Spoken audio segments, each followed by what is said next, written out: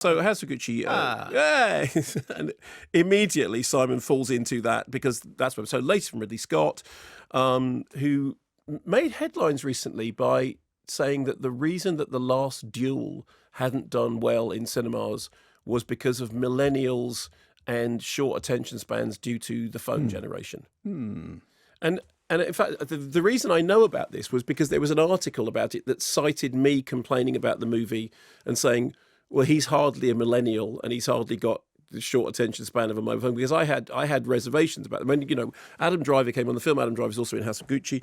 And you and I had talked about that there are problems with The Last Duel. It's an interesting concept. Yeah, it was. I should say Adam came on for House of Gucci, and it was Ridley who came on. I beg your pardon. Beg your pardon. It was Ridley who came on for The Last Duel. I'm sorry. You have so many famous people. Jodie Comer. That you're talking to that I lose track of it. But I think the problems with The Last Duel weren't to do with millennials and weren't to do with, you know, iPhone generation, short attention span. I think they were to do with that the film itself is problematic. There are things in it that are interesting, but it did feel like a very wieldy axe with which to crack a very, you know, small. This metaphor isn't quite working. No, but it's a wieldy axe is a good, firm, sleek. Is it an unwieldy axe? Yes, it's like, in the same way that what the duel in The Last Duel was trying to do was to solve a problem by having two people run at each other on horses,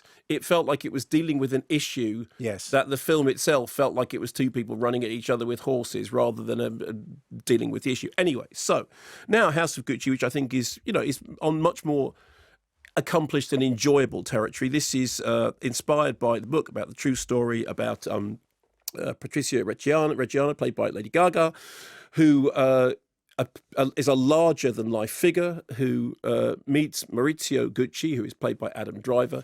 She's kind of brassy and go-getting. He is sort of bookish and wears these glasses and is studying law. She immediately falls for him, or he immediately falls for her, depending on which way round you see it. His father, played by Jeremy Irons, absolutely disapproves of the marriage. He says they're truckers. I mean, they're not truckers. It's a haulage trucking company, but he's marrying into trucking company. So he says you can't possibly marry her because she's a gold digger. She's after your money. He says, but I love her, and this is who I am. So she then becomes a part of the family, and then through the sort of affections of Al Pacino's more garrulous Aldo, who's also the father of Jared Leto's character Paolo, they find a way in to the family through the fact that he gets on with her, and this opens doors. Here's a clip. You have a gift, I'm telling you. Oh, stop. Stop, you're going to make me cry. Nobody has ever said that to me. Nobody. Paolo, why don't you have your own line? These are just mock-ups. I can't afford to get serious. With your gift and your talent and your vision, are you kidding? Gucci needs no blood. Goodbye 1930s. Hello 80s. Huh? Oh, you took the words right out of my guts. Paolo, Gucci is coming. What's the matter, you? Hey, what's it gonna say? Hey. Okay, so that's Paolo, as played by Jared Leto. So look, hang on, let's stop. Good stuff. Okay, Lady Gaga, I think, is great. As Patrizia, she really gives you the full character, because actually what you're doing is you're playing a character who is larger than life, who was dubbed, Lady Gucci and Black Widow by the media, became the centre of a big scandal. And yet somehow gives you a way into that character, makes you feel like that character is properly three-dimensional, that character has a journey. They're not just some femme fatale surface. There is stuff underneath there, properly developed character. I think also the relationship to Maurizio, as played by Adam Driver, is well done, because Adam Driver does a very good job of underplaying it. One of the things that he's always been good at is he has a very expressive face without looking like he has a very expressive face. Adam Driver's resting face is never resting.